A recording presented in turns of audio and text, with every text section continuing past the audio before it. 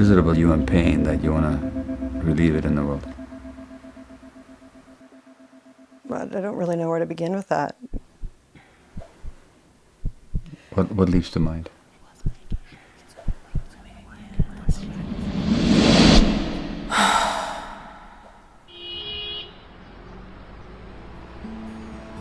I didn't know how to answer that question then. Hello. It pulled me back in time to this place 3 years earlier. I was spending time at the local drop-in center for the homeless. I wanted to help. And here on the street I met 4 people who changed my life.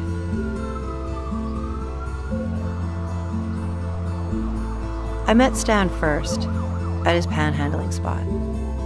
He told me to come back later that evening and he'd show me what life was like for him.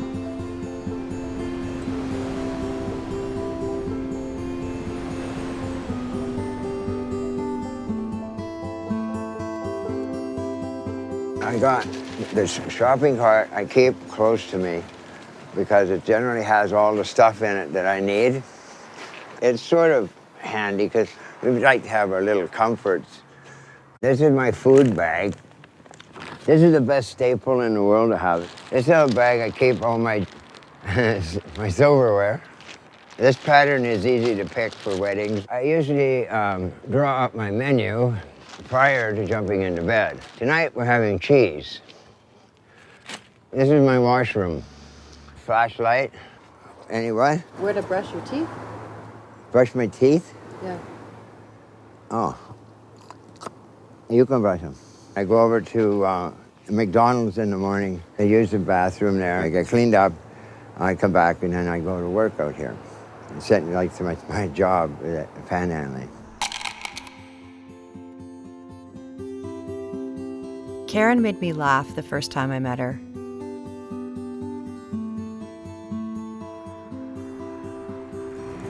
That is my little camp spot there. That's all my blankets underneath that thing. Right there. We'll just make a bed right here and we'll just sleep right there.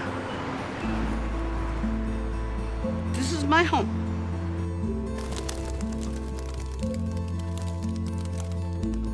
When I met Eddie, he told me he learned to meditate from a nun while behind bars.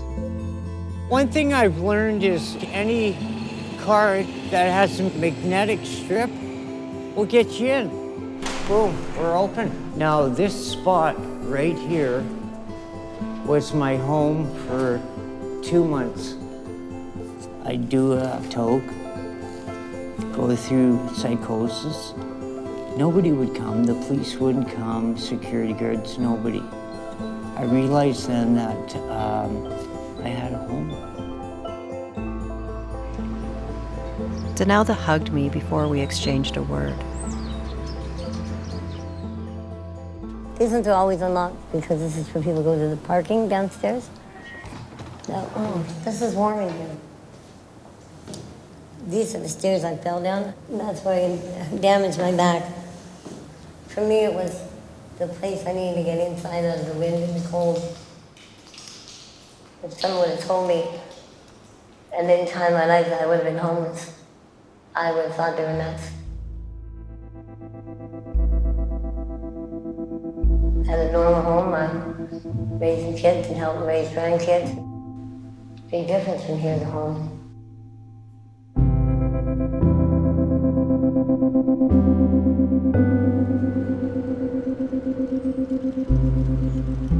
Stan didn't trust me at first.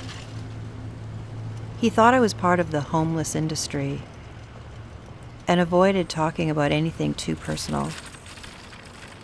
I became friends with Stan, Karen, Eddie, and Donalda. All of them were suffering from chronic homelessness. I listened to their stories and was pulled into their lives. My son was murdered in '95. I've been trying to say it was suicide and they got away with it. My other two children were with their dad, so it totally changed my identity and who I can only relate to being a mom. And it's not quite what you would think it would be if you see someone shot in the head.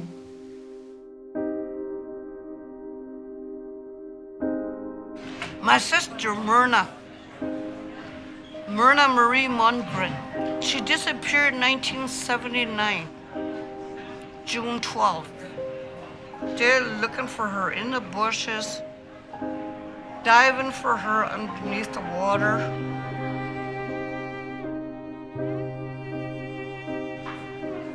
Nobody found her. It's right here. That's my late husband. And that's me.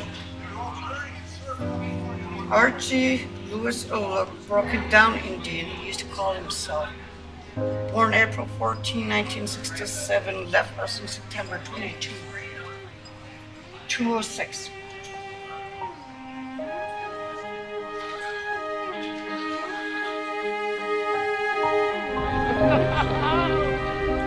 That's my husband.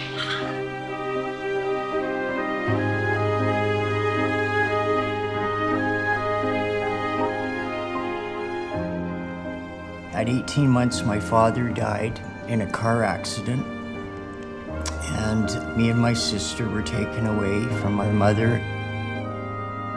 It was not a good home, and social services came in and grabbed us because we were being abused.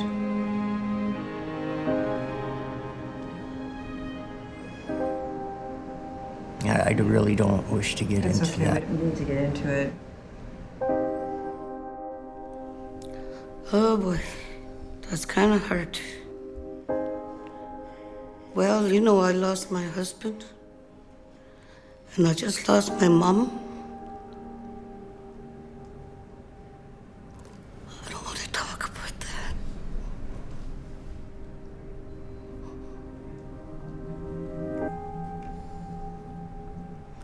I lost my sisters and brothers too also.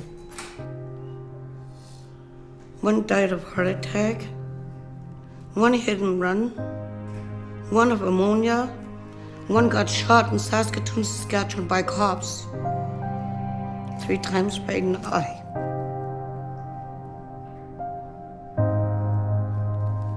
That's my loneliness.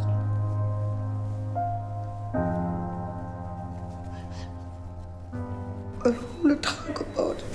You don't have to talk about it, that's enough.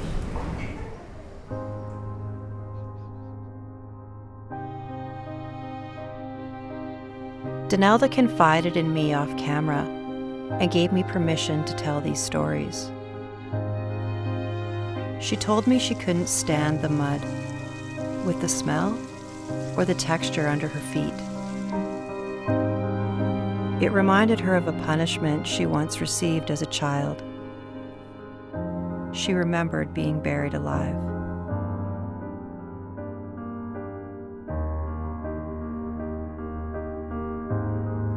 Her mother would bang her head against the side of the bathtub if she complained while getting her hair washed. She watched as her mom cut off her cat's tail. In her teens, she was tied to a tree and raped for 2 days.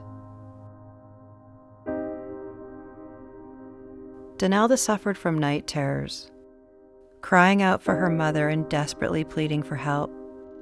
These sometimes violent outbursts, which she never remembered, were the main reason she was barred from every shelter in town.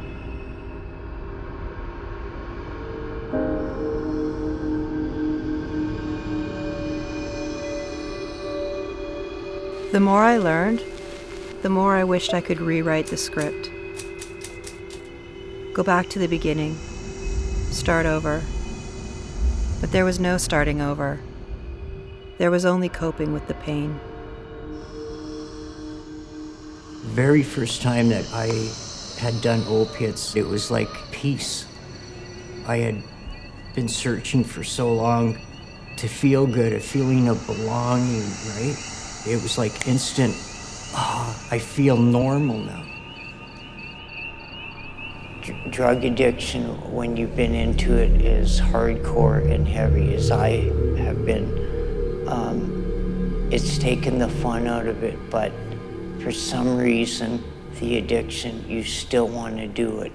And I think what it is, you're trying to get back to that first time when you've used, when it was enjoyable, euphoric, pleasurable, but you lose that.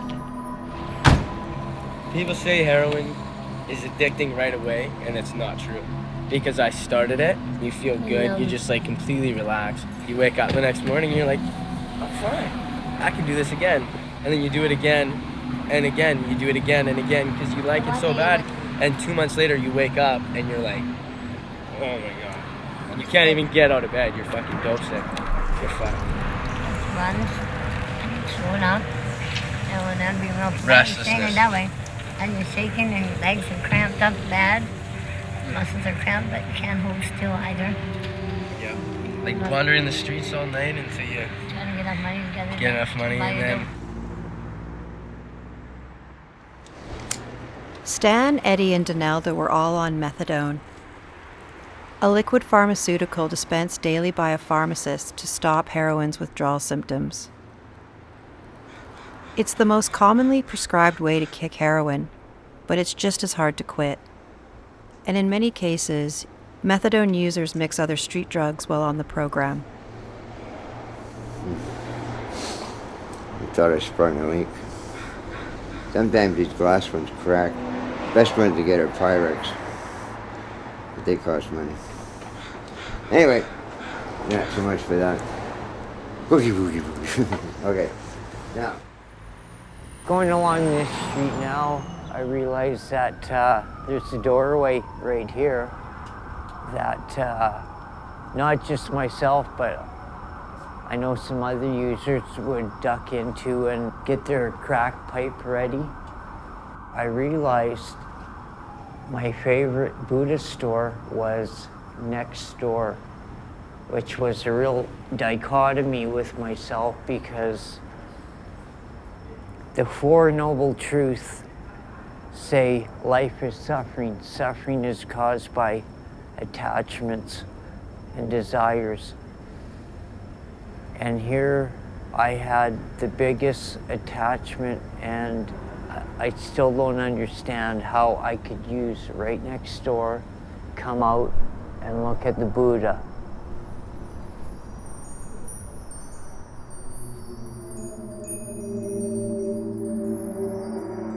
Oh, it's not what would I like to see happen. I mean, that's so big. I'm like, I make things happen. What do you plan to do in the next? That's more like it, yeah. Kicking methadone right now. And once I'm off of that, then the doors will really open because I'm pretty much handcuffed to a drugstore no matter where I go. But I'm down low enough now that, you know, I can feel it. It's damn close. What about the crack? Oh, everything's going. I might even quit smoking. Not right away. Abel's not dead, he slipped into the sand. He breathes underwater, Cain walks the land. You have to imagine somebody that's been doing drugs for 50 years is not going to be normal tomorrow just because he wants to be. You know, I mean, I'm pretty groovy, but I'm not God. I've got to get it into my thick head that there is no more crutches. You really got to stand up and show some guts. I've got to face reality. I've got HIV and Hep C. Nobody's got a cure for it yet, so you already know you're going to lose.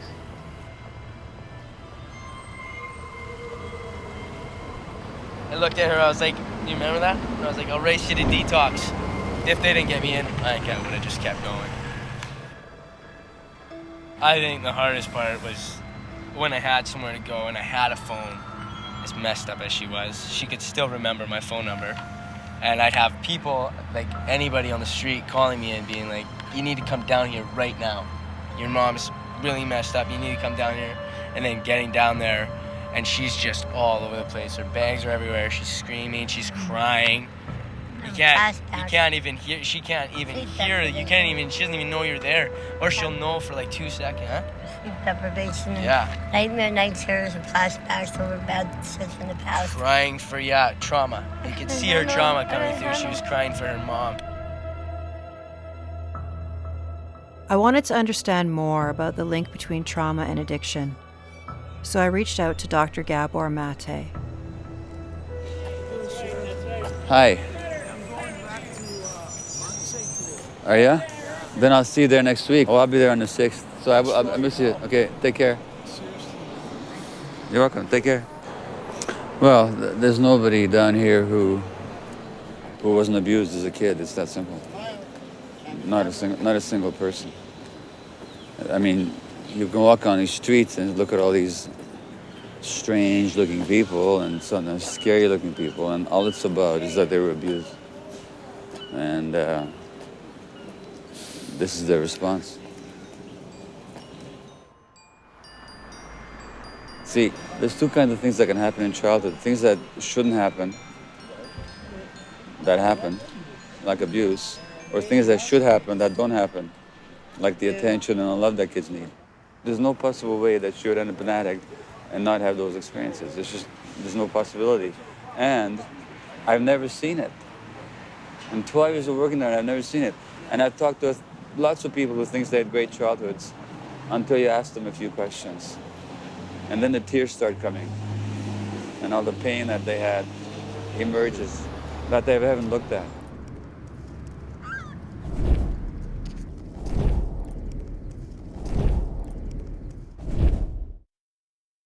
At birth, the human brain is the least mature of any mammal. The environment then shapes the development of the brain. And the necessary environment for the healthy development of all these crucial brain circuits that govern human behavior and human emotional life and human relationships is the presence of non-stressed, non-depressed, emotionally available parenting caregivers.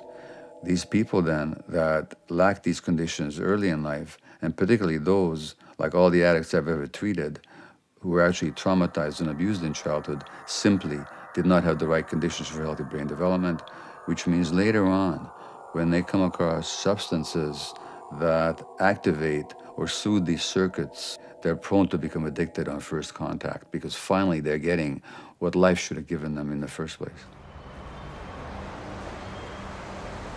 I gave up on even trying to find a place. I figured, hell, who's going to rent to me? I'm now into drugs big time. I'm dirty. Nobody gives a care about me. So I realized that, listen, I gave up. I gave up on myself. But there is always some glimpse of hope. There is this beautiful soul. He was a security guard that would come by 10 to 6 every morning.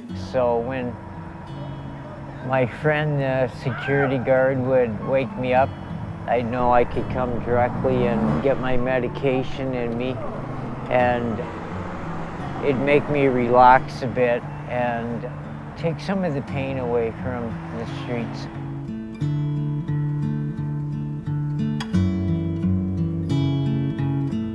When my bones first started bothering me, Dad, I could barely walk. And I went to sleep in one of the parking areas. I laid on the floor and I went to sleep. Well, in the morning, I couldn't get up. A really old security guy came downstairs, and it was a Saturday. I can remember because he was saying, "Don't you want to go have breakfast?" And he was so dangerous. I could still hear his voice because I had Jeremy on. It's like, "You're doing it." I was trying to get up, and I was in so much pain. I was sick because I didn't have my methadone for a couple of days.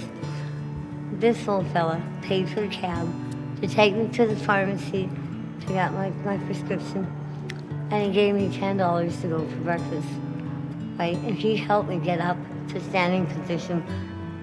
My hip was so bad, and he just cheered me on. He goes, "You're doing it, look at you." And for the longest time, every time something was difficult, I would hear his voice in my head going, look at you, you did that. He was the sweetest, neatest little fella. And I had to make a point of going back to show him that he didn't waste his time on me, that I really was not always in that way of, wasn't always sick and hanging around like that, and that it was really appreciated and he really did help somebody. I've been living on the street for 8 years. The only place I go to sleep is Sobering Center. Or sometimes here when it gets cold, when they open the doors for night people. I tried that church once, I didn't like it. So it doesn't matter how cold it is, I just walk all the way to Sobering Center to spend a night there. They always let me in. Even sober or drunk, they let me in. And by the way, I was wondering, why did they call it Sobering Center? You gotta be drunk to get in there. That's why I sneak in there, pretending I'm drunk. That's what I did yesterday. But they knew I wasn't drinking. They knew I was sick. So they made a bed for me, washed my clothes, put me to bed. They kept me all night. Every 15 minutes, they keep an eye on me. It means family. They try to help you as best they can. They care for you a lot. They want you to be safe. That's what I call love. That's what I call love.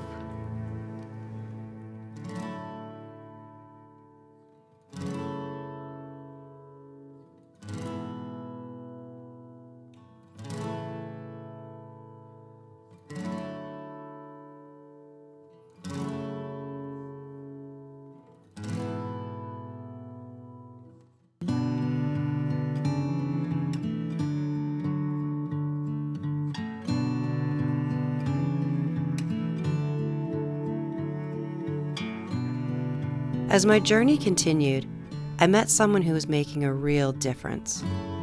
This is our last few minutes of the drop-in center being open here. We buried a lot of people in this building over the years, approximately 2 a week.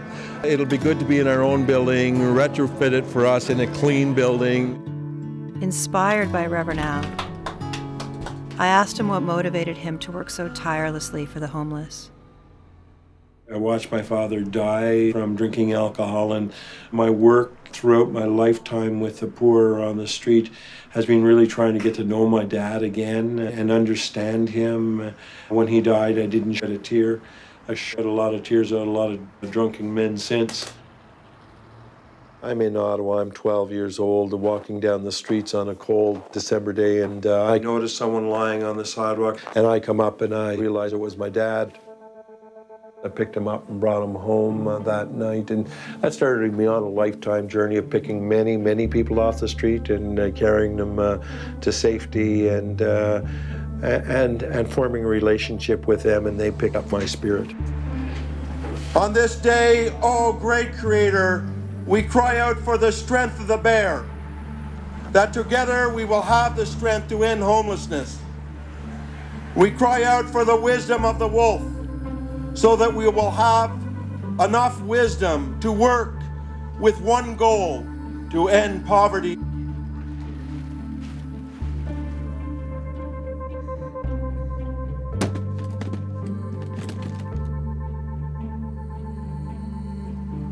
We're on our way. Whole new life. Just feel so happy. Can't wait until the family comes in. 2 more minutes, I think they're on their way. I know, it's like Christmas morning. 7 years. I'm moving into that new building over here. You mean how come?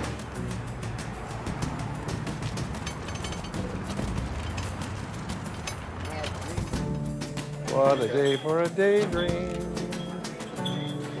Hey, I can't wait, hey? I just can't wait. Here they come, here they come. Here they come.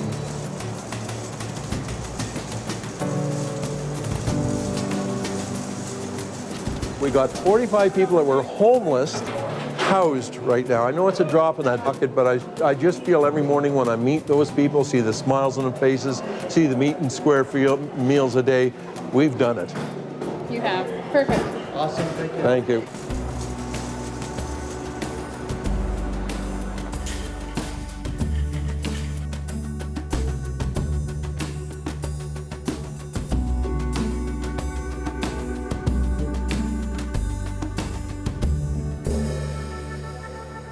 Oh, 313, nice touch. Couldn't be 312, could it? No. Hey, Eddie, how are you doing? Everybody has a card key, and it's just like if you're living at a hotel, which makes me feel sort of special, and just put it in like that, and we're in. And this is my room with a door that I can open and close anytime. Come on in.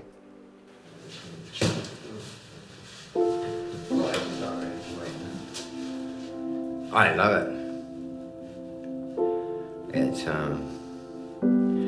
they've got everything. Has they got a fan so I can smoke dope and you can't catch me?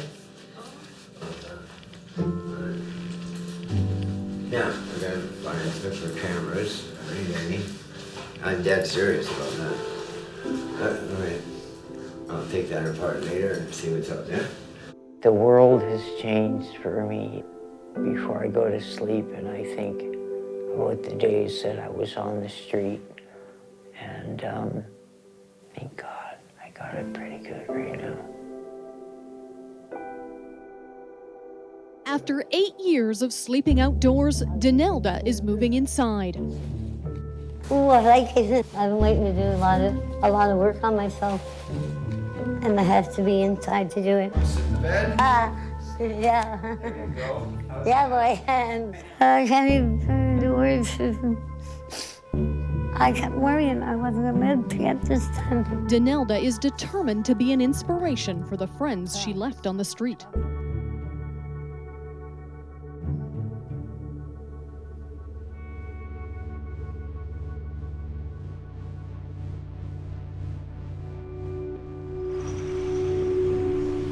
I was supposed to be the first one moving in that place, our new place. Everybody moved in there except me. I'm still outside. It's not nice living on the street. Can't get any stuff. You gotta beg. And I'm tired of that. I'm tired of begging. Sometimes I feel like shooting my head right off. Because I don't like the way I'm living. I wasn't born this way. I wasn't brought up this way.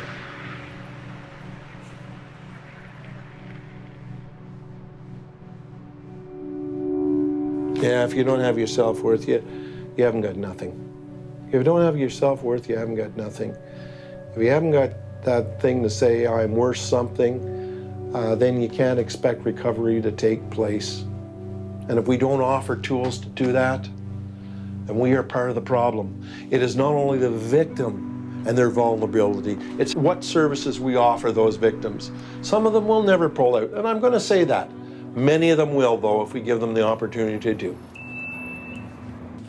Hey, I'm good. First, you have to create relationship before you create trust and dialogue, real trust and dialogue. And I think that's something you've learned on that journey is just creating that trust. And sometimes it's just being with them and listening to their story. You can't really understand it unless you're in it. You know, the answers, I feel, are within it. You've touched the fire now. You understand them a lot better than you did way back when you were, just a face.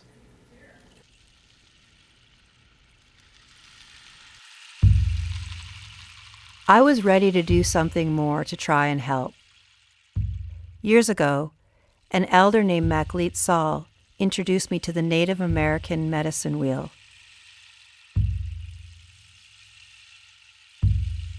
A group of people were successfully using the wheel to maintain recovery from addiction.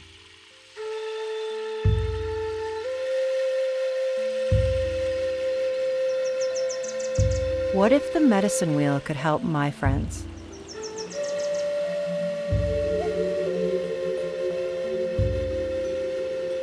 This is a First Nations teaching, so I contacted Hereditary Chief Phil Lane Jr., co-author of The Sacred Tree, a book about the medicine wheel Macleod had given me years ago. We had never met, but he immediately offered his help. You are part of the European tribe, he told me. The sacred medicine wheel includes all tribes on Mother Earth, and the medicine wheel is like fresh water. No child shall go without a drink. By the next day, I had 4 copies of his book in my hands. He also gifted us a sacred talking stick, painted the colors of the 4 directions on the medicine wheel. The thing to remember is you just do your part. You have a great team with you. The vision you have is a great vision. And know if we take care of ourselves, the Creator will take care of the rest. The divinity of life will take care of the rest. Haulimi chante washtelo, shungmano hemeyedo, chinupasapa hemeyedo, haulimi chante washte.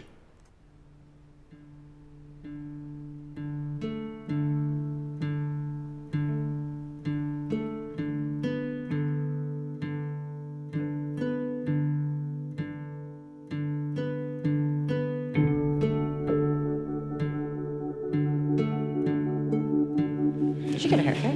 Yeah, just You're looking great.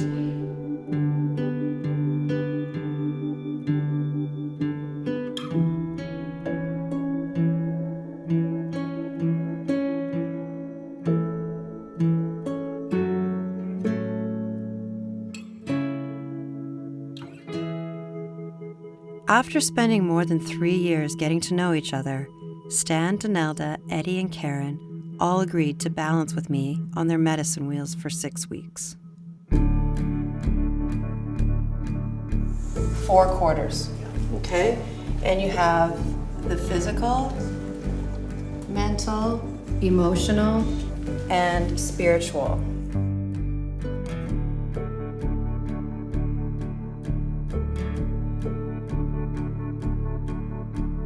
Now the center of the wheel is 0, and the outer edge is 10. So what we do is we imagine that there's a scale of 1 to 10 here, and we rank ourselves.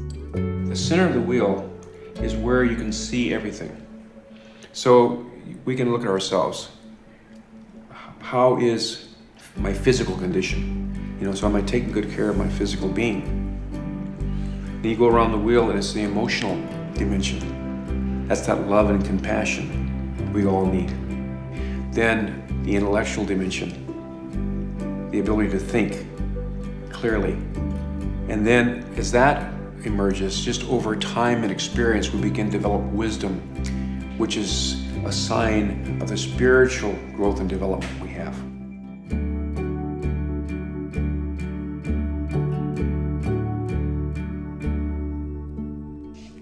I'm gonna try and see if I can get myself in detox right away. I wanna get to where I'm going, because by drinking I've been hurting myself a lot lately. And the only friends that I got left is just men, and I wanna have a woman friends that I can hang around with, do things with them. Like sewing, beading, whatever. That's what I wanna do. And I know I'll do it with you guys. I'm curious to see what comes out of this for me too, what I find, or what I might find to address those issues that I deal with all the time. Well, don't worry about being white. I'm half white. Cool. Let's talk about an identity crisis. It's gonna get better. You know it's gonna get better.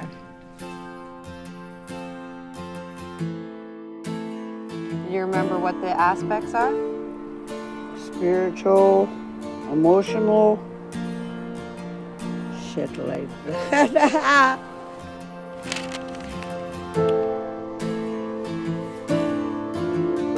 That circle. Physical, mental, spiritual, emotional. So physical, on a scale of 1 to 10, how are you feeling? Physical? Yeah. 5. 5. On a scale of 1 to 10, where you are physically today? About 0.01. For spiritual, a 7. Emotionally, I'm about a 7, and I'm just gonna coast there. 8 across the board. 1. 7.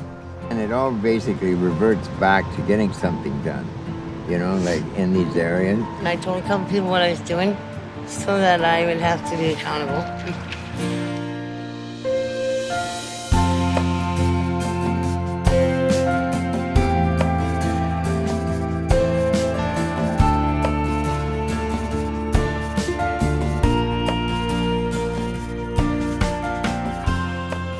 I just want you to take some time to think about it at least, okay? No, I'm taking time today, but tomorrow I'll do it. Okay. Pushing me. I can handle it. So what are you gonna do? I have no idea. Drinking twice, I've had my surgery on my back. I can see it happening now. Good, that's so It's awesome. when I have surgery and I can stand up tall again. Okay. And I think I'm gonna go dancing after that. Exercise? There you go. It's a deal. You keep with yours, I'll keep with mine. Who's gonna do more? I will. No, you're not. I'm gonna win. I didn't do my shit this week. Yeah. You're doing way better than me today. You're kicking my ass.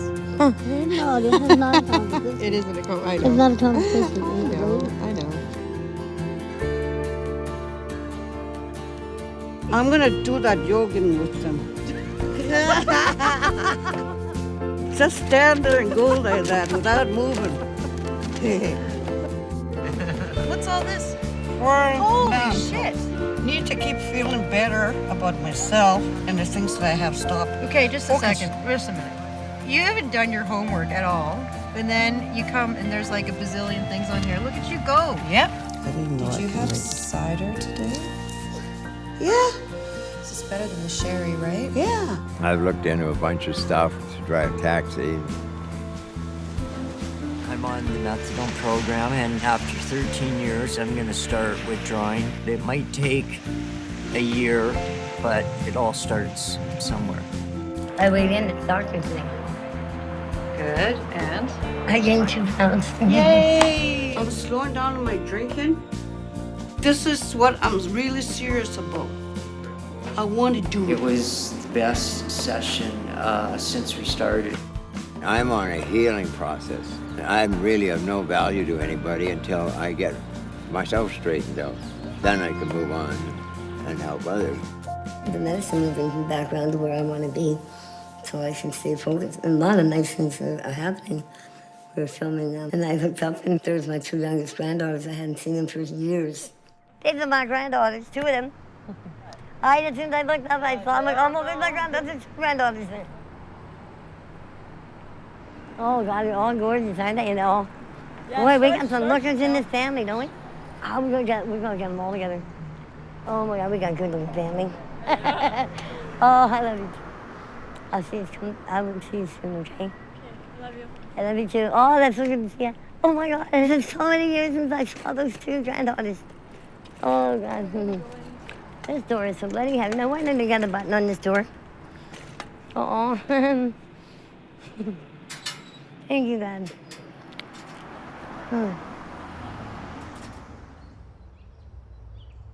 Stan's willpower paid off. After 50 years of alcohol, heroin, and crack addiction, he was clean. He even weaned himself off methadone.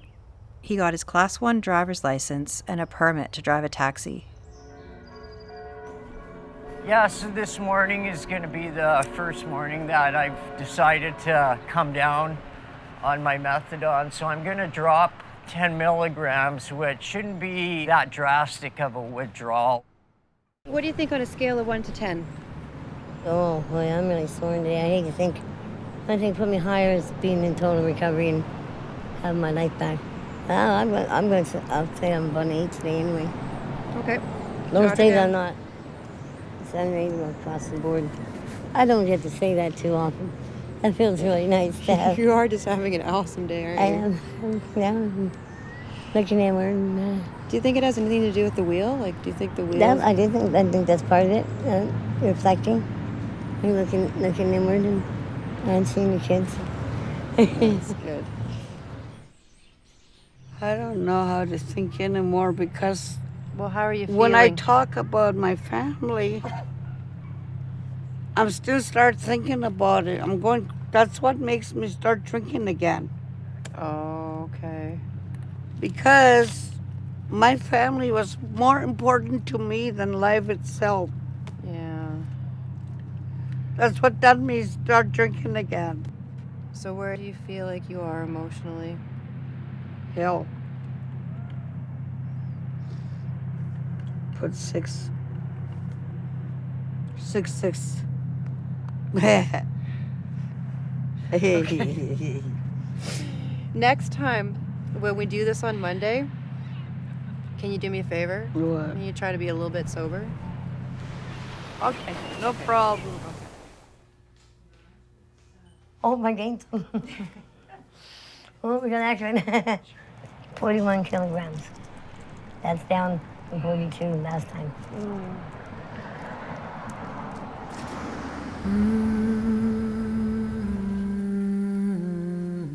At our halfway point, we checked in with Chief Lane. Stan was sick and couldn't join us. Things were starting to slow down for everyone. We needed some inspiration. You know, you're really got to know you are sacred beings. We all are. No matter what the world tells us, we are, each of us, a sovereignty, ancient, imperishable, and everlasting. So if I was there, I'd put my arms all the way around you like that and hold you. And just tell you, that you're good, that you're good people, you're good relatives. You've done the best you can to help others. And yes, we all have our hurts and pains. We've been sometimes from our very early childhood. We've gone through, myself, I went through sexual abuse. I went through alcoholism and drug abuse. That hurts deeply. But we also have to create a new story now. We've got to look at our old stories in a new way.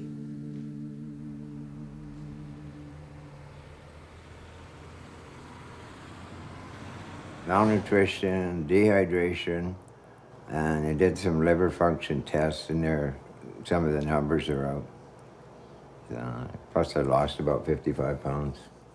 Emotionally, it doesn't bother me that much, but it's just frustrating because I'm slowed down and I'm out of wind all the time. Do you think that your oldest son's death had anything to do with why you ended up on the street? Yeah. I was really ill when my son was killed. He was getting tumors removed left, right, and center. 4 operations in 4 months. Like January, February, March, and April. He died in May. And I had my 5th operation in August. And I don't remember a whole lot off and on to that. And I ended up hooked on morphine. Didn't know I was hooked on it. And I guess it was comfortably numb to some emotional stuff. I didn't know that was addiction. I didn't know I was addicted to something.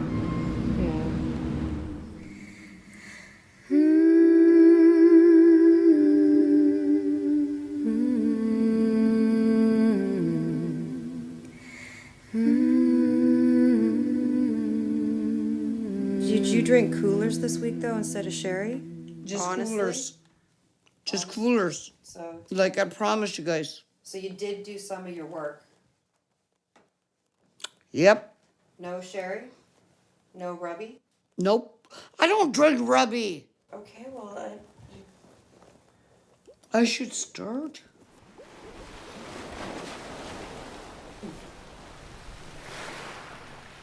I'm worried that you say that you're going to quit drinking, but I don't know that that's going to happen.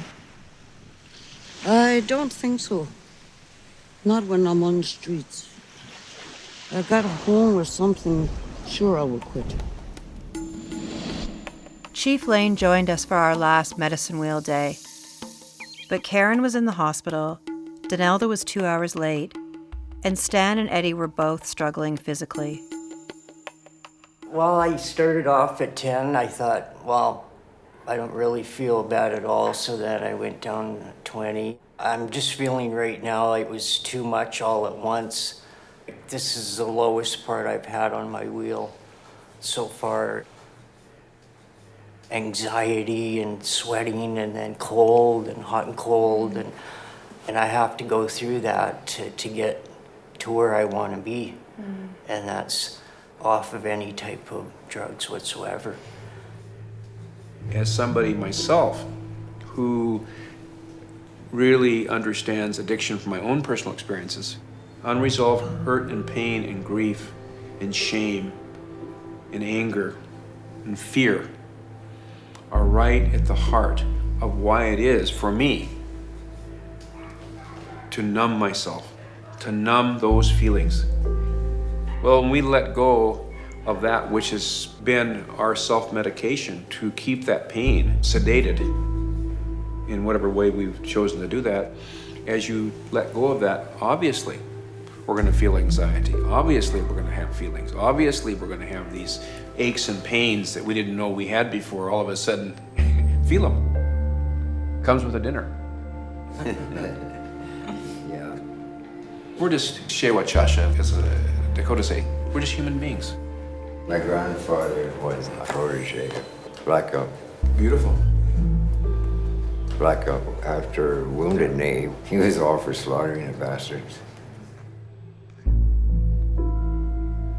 In this last 500 years, those feelings are intergenerational. I can really relate to those. It was those feelings that kept me angry for many years. Why did we have to go through all the pain and suffering and hurt and shame that we had to go through? Why is that? And so I've been answering that question for many years in order to come to peace and acceptance. And I can't say emotionally all the time I'm there, but the wisdom of it and the knowledge of it's there. And that's this: whenever we go through deep suffering and we continue the best we can, we leave that experience afterwards with a new spiritual understanding and power and compassion and love. And the main thing at the end is that we haven't given up. Even if we fall 1,000 times. Both of you talked about the physical side of things. So if you look at the wheel, it's that spiritual side that's giving you the strength to move through it.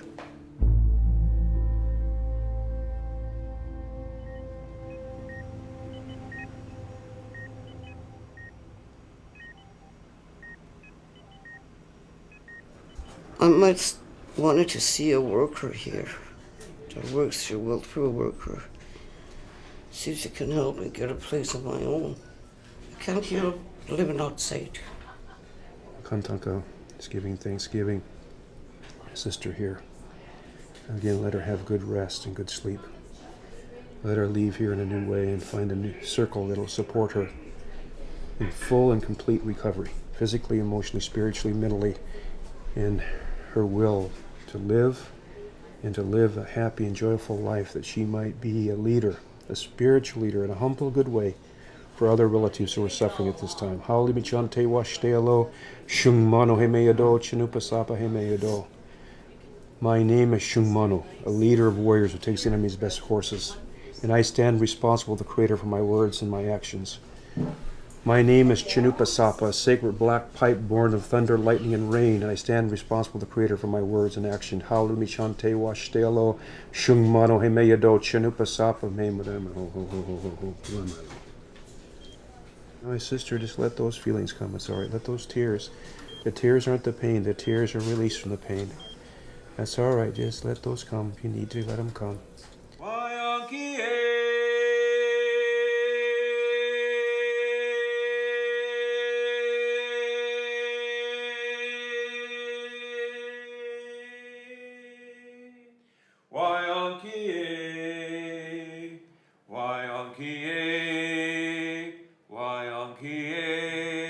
Chanupa kile wakayelo.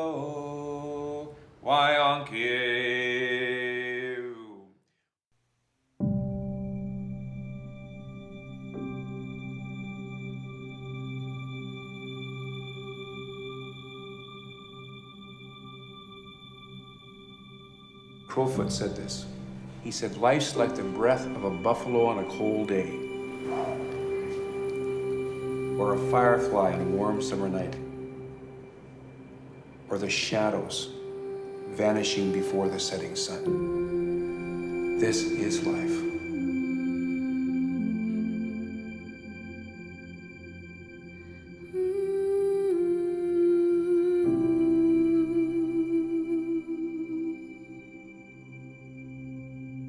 I'm not afraid of the body being a shell and the rest of it moves on. It's like I'm inside of a womb. Yes. Okay? And I'm going to shed that as it wears out. Then my spiritual being will move on. Yes. And start another journey. I will be ready when it happens. Yes. Yeah. And I appreciate your words. Thank you.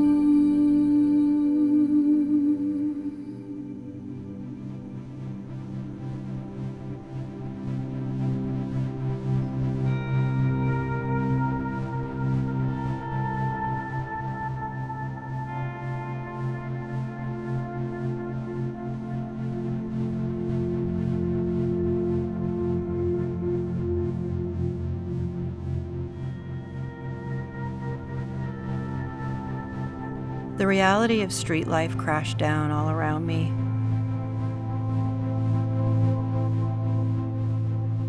I was out of my league and I needed help. What is it that drew you to this whole project?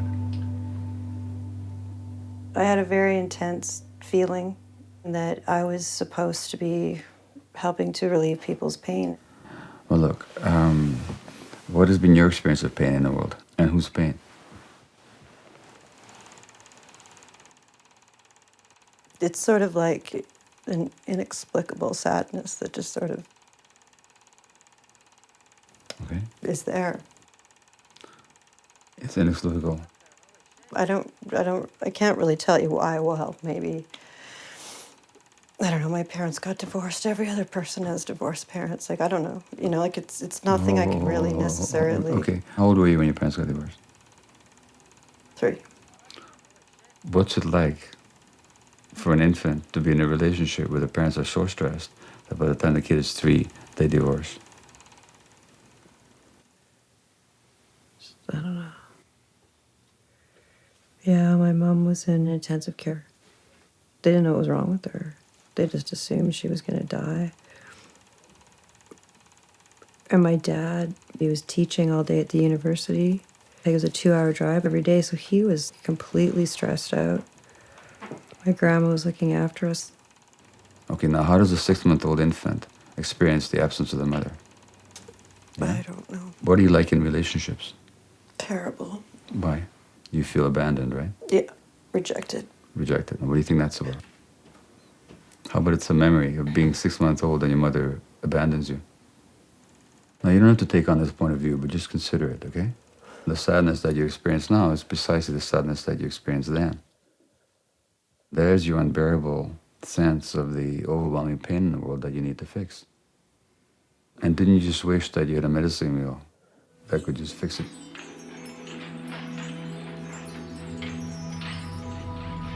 It's a magic formula.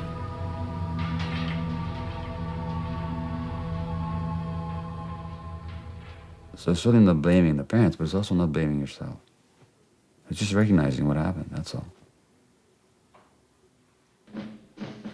I was born as a Jewish kid to a mother whose parents were killed when I was 5 months old. They're burned in Auschwitz. So then I'm around this very sad and depressed woman whose life just gets more and more difficult. And I take on her pain, and I desperately want to connect with her. My mother gave me to a total stranger when I was 11 months in order to save my life. Mm-hmm. Your parents didn't create their stresses any more than my mother created the Second World War.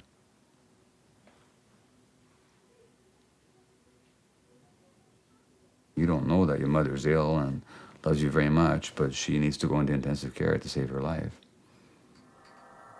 All you experience is the abandonment, which then gets programmed into your brain. Well, that's the experience of every addicted person in the street.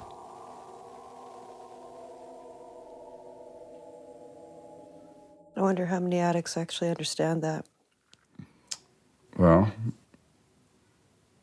how about did you understand it before this conversation? You, an educated and interested and engaged individual, didn't quite get that. How would you until somebody explains it to you? Yeah. So how would the addict understand it? It breaks my heart to think about that, you know, because they beat themselves up so much. Who else do you know that beats themselves up? Yeah. But I want to talk about them too. Yeah, but you are talking about them. It's not that there isn't pain in the world. And you could work 24/7, 7 days a week for the rest of your life. And would only still be a drop in the bucket. Yeah. And I could do the same thing. So there's a legitimate reason to be concerned and to be engaged. The reason you breaks your heart because you don't yet see the possibility of not beating yourself up. Once you see it for yourself, you'll see it for them. It's like I'm putting it onto them. Yeah. They're me. Yeah. You got it.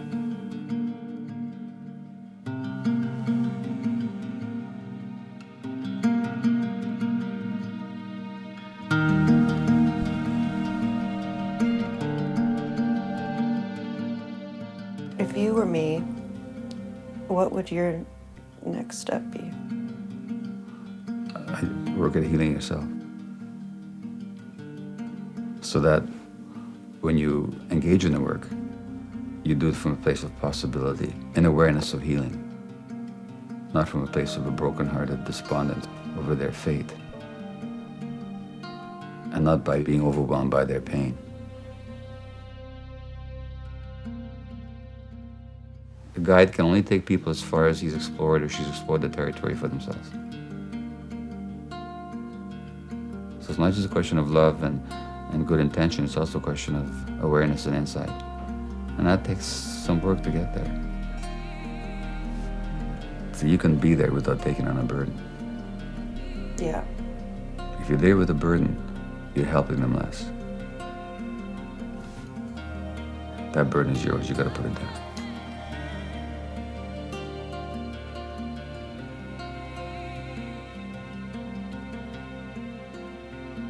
Meanwhile, you've given them a great gift, just in your loving presence.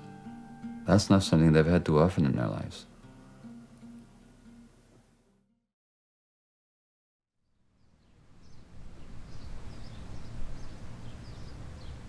Can you believe it, you guys? It's been a year. Are you stealing my shit again? You pawn that and it's over. Like this, it's really over this time. She takes all my stuff. So it's been a year since we finished on the medicine wheel.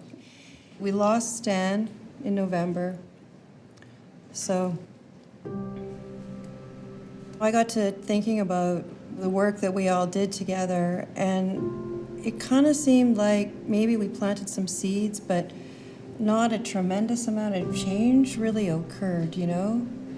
And I think there was part of me that was taking responsibility for that, and I likely shouldn't have, but I had to learn that for myself. So I went to Vancouver and I interviewed Dr. Gabor Maté, and what happened was I went there to interview him, and he ended up interviewing me. Those brown eyes just pinned me to the wall and said, "What is your experience of pain that you need to relieve it in the world?" I've suffered with depression since I left home. Why didn't you open up about it, you know, with me or one of us? Get it out, don't keep it in. I was ashamed of it. It's embarrassing somehow. In society, we see it as a weakness. We do everything we can to save face, and you know what? It's wrong. There's so many of us that are suffering in pain. The Bodhisattva goes towards suffering to achieve enlightenment and doesn't run from it, you know, faces it, and through that heals. I think we all have to realize that we all have our own little thing we got to conquer and just face it head on. Yep, I went through hell. I'm still going through hell. I think you guys have all been through hell.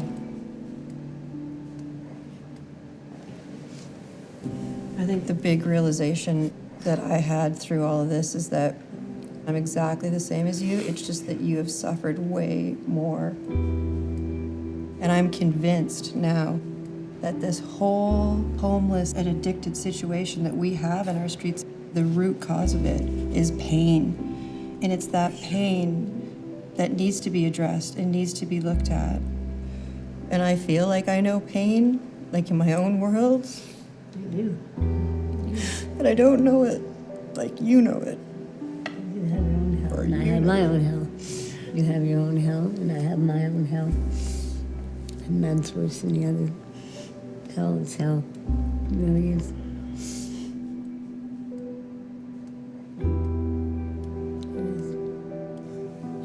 I watched you go through a lot of things in the time that I've known you. I've been straightforward with you, right? Always. I watch your behaviors and mine and everybody else's. You know. And I knew you were going through something. You know, for me, I'm cheering you on. Right? You know, I said what the difference between the breakthrough and the breakdown is other people's perception of it. Right? If the people around you think that it's you got to grab a straitjacket and some pills to tone it down, they'll call it a breakdown. And the people that are cheering you on because you're letting yourself feel what you really feel, you're going to get through it that way, right? And that's called a breakthrough, and that's the only difference. And the people who care about you, when they're on the same page, talking to you, communicating, they'll cheer you on, and they'll be happy that you're going through the tears. And I know everybody here's gone through. We've all gone through our own version of hell. We have that gaping hole we got. We're trying to stuff with everything: work, partners, shopping. I don't care whether dance and exercise. It doesn't matter. Some people it's drugs, and that's what everybody else points a finger at for everything that's going wrong around here. You know, people giving us a good kick in the head while we're down already. There's nobody cheering us on then because we're not feeling what we need to feel. And I promise that every day you go through feeling the pain that you have to deal with to get through it. You know, it gets you closer to the end. And you get to leave some of it behind a little bit at a time. You know, I got another 10 years to cry, I'm sure. God knows I do enough of it every day still. All I know is that as long as I'm breathing, I don't want to just lay there and give up and not work on me, because where do I want to be in a year if I'm still alive? Someone said to me, how dare your parents for how you turned out, and how dare you if you stay that way. So once you learn that it's your sin, there's something wrong with you, or if I can say it, if you're fucked up because when other people dumped on you, that sack of rocks you're carrying on your back is not all yours. You can look through that sack of rocks and throw each one away when you're done identifying it. You don't have to keep carrying anything with someone else's crap. My sack of rocks got down to about halfway. It was such a relief, you know. The light at the end of the tunnel is not always a train. Sometimes it's light to the way out. When you can see that light and you can see that and you can tell yourself that's the way out and follow it, then, you know, you're well on your way. So I'm cheering you on. I'm cheering you on. That light's not always going to be a train.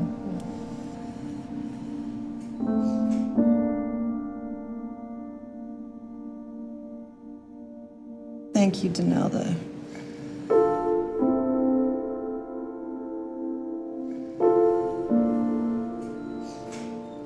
It was a nice meeting.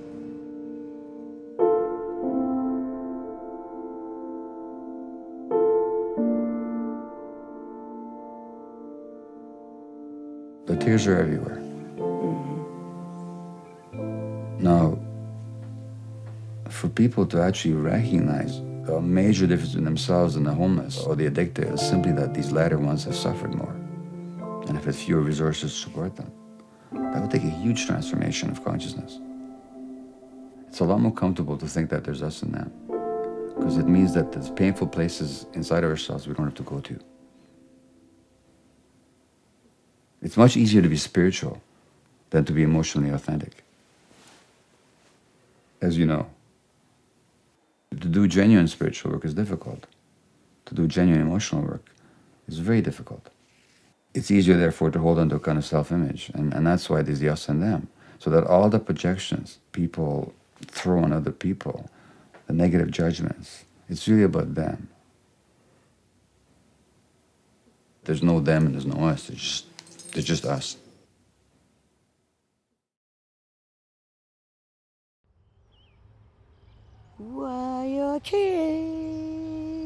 Donalda and Karen continued to struggle. Drugs and alcohol were their temporary escape, but the cruel irony was they held them prisoner. Finally, there was some good news. Karen got a room at our place. And Eddie, I think he was surprising even himself. Just heading to Edmonton, and I am off to see family, friends, and some closer friends, and my son and his girlfriend. If we were doing numbers, I think I'd be 9 straight across the board. How is your getting off of all drugs going? Well, I'm still working on withdrawing from methadone. It's not going as fast as I would like. I've just sort of accepted that it's gonna take a while, you know, and I'm all right with that now. Before I wasn't, I wanted it all now. The only other drug is clonazepam, which is just basically anxiety reliever. I'm on that too. Yeah, are you? Yeah. Everything I can see I'm connected with. Get up in the mornings, the sun is rising. I look out one window, I see the mountains, and walk down to the ocean and say my prayers. Man, life is good. Life is good finally for me, you know? And I deserve it.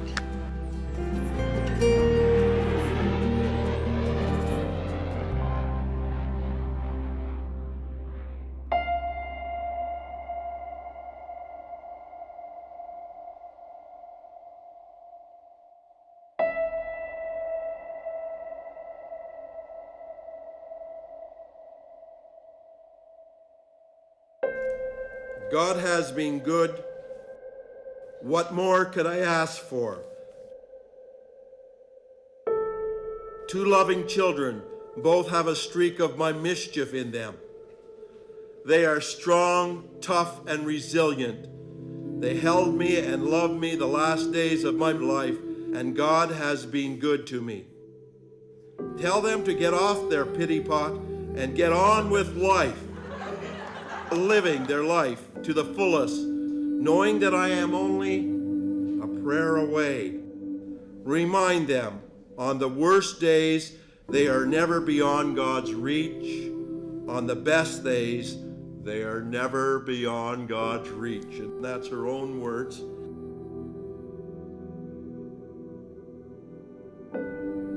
It was hard losing Donalda, because despite her strength and how hard she tried, there was no escaping the emotional damage.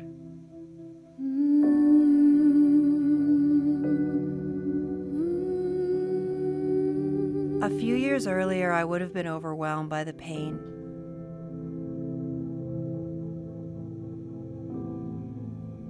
Our friendship changed me.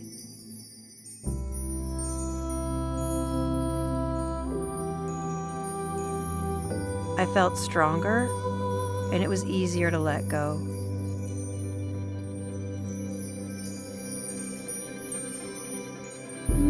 I will always remember and thank her for her wisdom, for her compassion, and for what she taught me.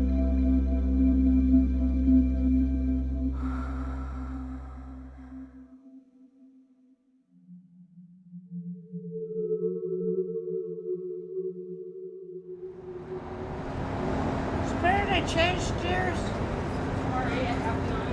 It's okay. You have a nice night. Thank you. So how are you doing these days? Same old thing. Sometimes being sad, sometimes being happy. Sometimes I want to be alone without anybody bugging me. Like, you know what I mean? So, that's the way it is. That's my life. Can you tell me a bit about your childhood? Like, Nah, it's not coming out. Because I had a rough time when I was young. I'm hurting right now. Thinking about it.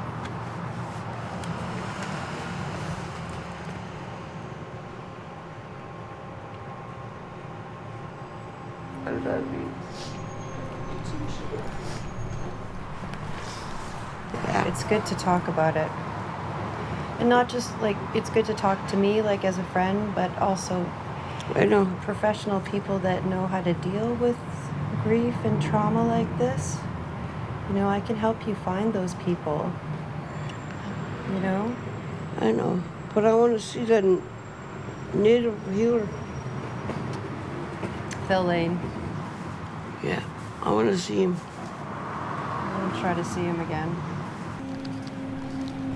I think you're amazing. Sometimes I am. You're a nice person. Except I got mad at you the other day. I didn't mean to. But I just lost it. To tell you the truth, I think you need a fucking man. I'm sorry about swearing. You need a man to keep you company instead of being yourself. So start looking.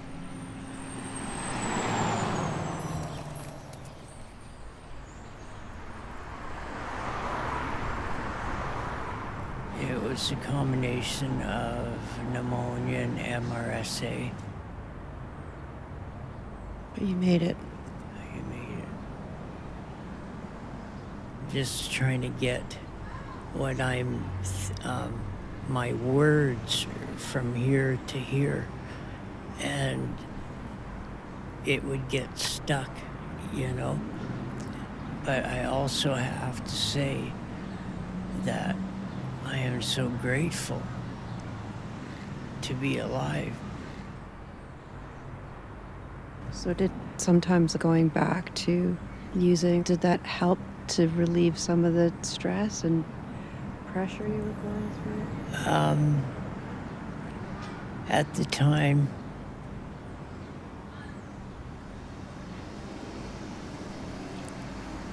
yeah, it did. God, and I hate saying, oh yeah, drugs made me a promise and it kept it. You use, you come down, and then you pay the price. I remember Keith Richards was kicking heroin, and Keith has always been sort of an idol, you know, in a weird, wacky way. And hey, if Keith can do it, I can do it. Awesome. You're gonna do it. Actually, you're doing it. Thank you. I will.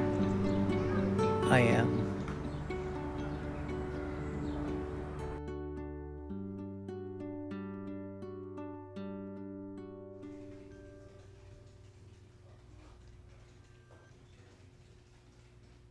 And so how does it feel to have stepped away from our relative alcohol?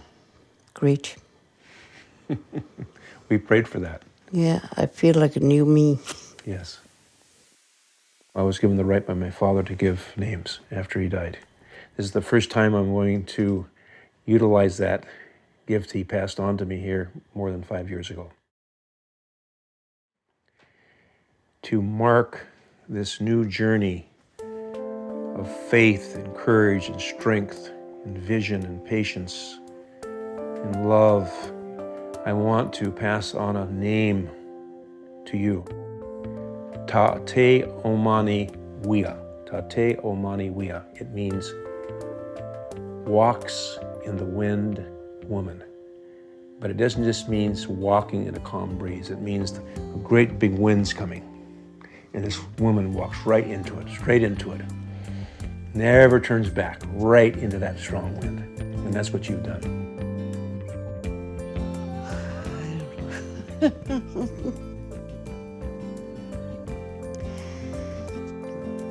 Thank you.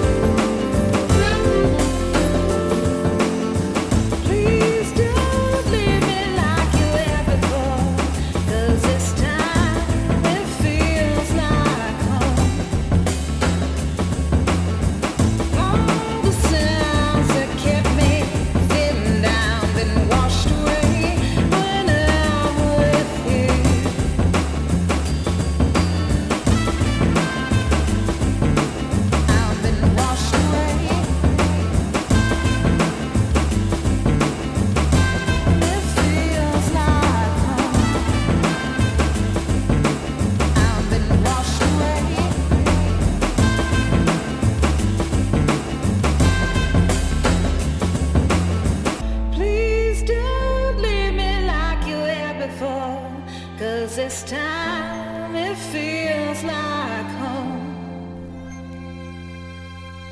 All the sounds that kept me sitting down been washed away when I'm with you.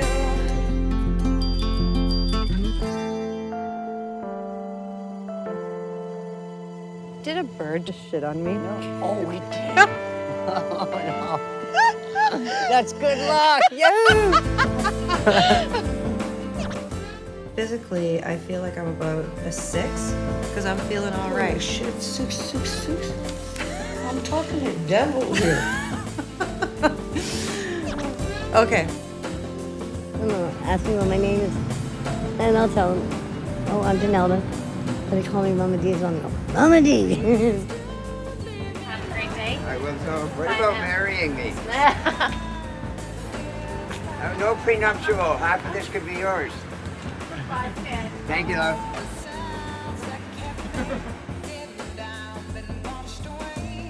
The name Us&Them. S&M. Not S&M. Us&Them. Us and them, sorry. Sorry. What weird thing are we talking about now? Okay. You're doing good job. Nice. Theirs is though, like.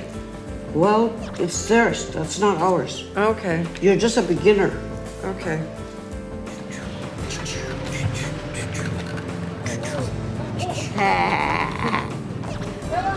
Let's go, rock and roll. I love it. I dedicate this meditation to all the sentient beings, not one left behind.